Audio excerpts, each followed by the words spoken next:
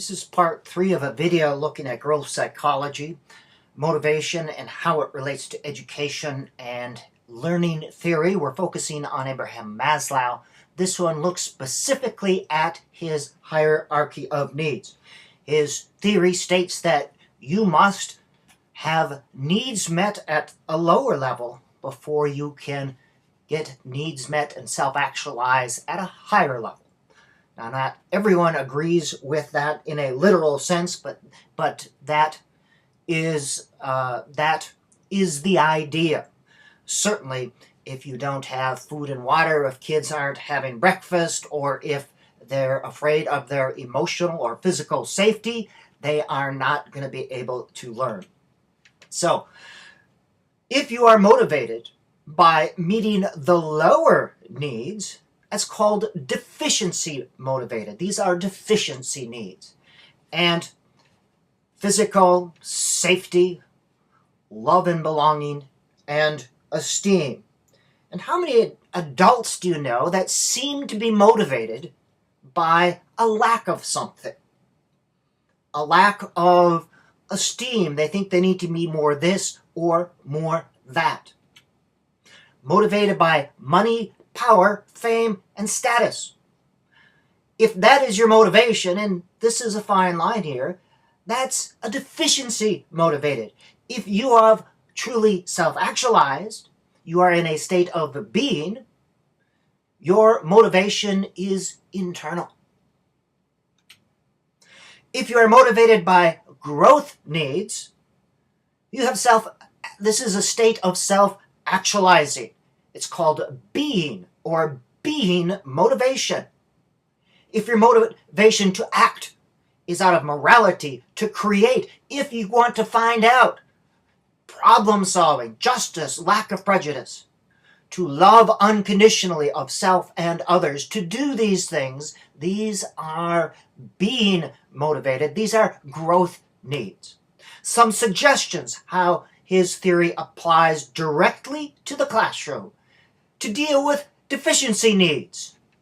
These things: free and reduced lunch program, bathroom breaks, drink time, allow for downtime.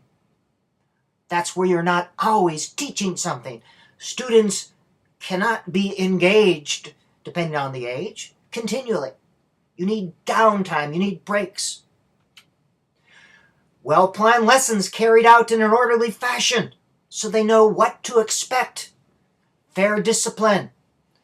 Teacher who accepts praise for correct response instead of always correcting or punishing. Safety. Some ways to address love and belonging. Positive attitude, teacher conferencing, empathetic and considerate personality, valuing students' thoughts and opinions, that they belong. The classroom is a place where they belong. They feel safe and secure with other students. Class meetings, class discussions, small group cooperative learning activities, show and tell reciprocal teaching. Teaching these social skills in multi-age classrooms so students get the sense that they belong to a group. There's someplace that is theirs. Esteem.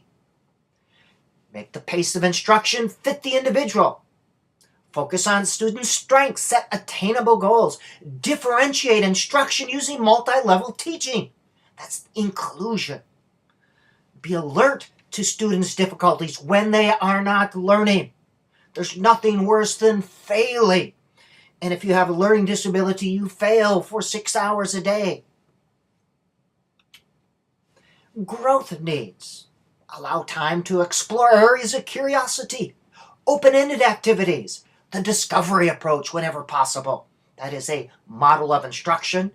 Inquiry-based learning, opportunities for deep thought. Students can handle the deep issues if you give them time. Sometimes providing choice of topics, not all the time, but some choice, and connecting the curriculum to their life problems and their situations. The creative.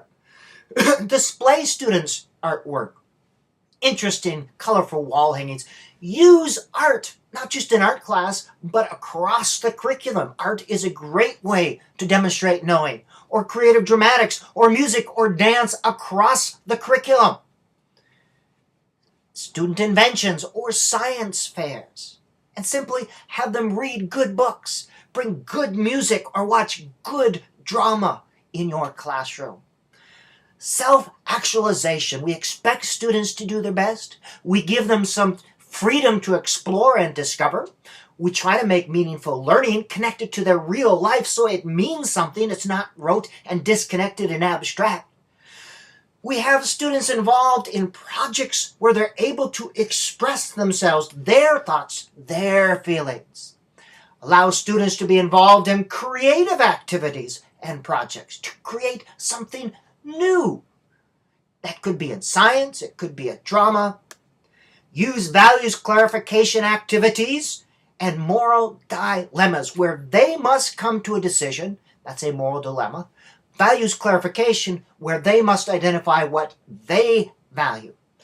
And insert real-life problems into the curriculum. This is what problem-based learning is. All right, this is the end of growth psychology as it relates to Abraham Maslow. We've talked about his hierarchy of needs and some specific things you can do in the classroom.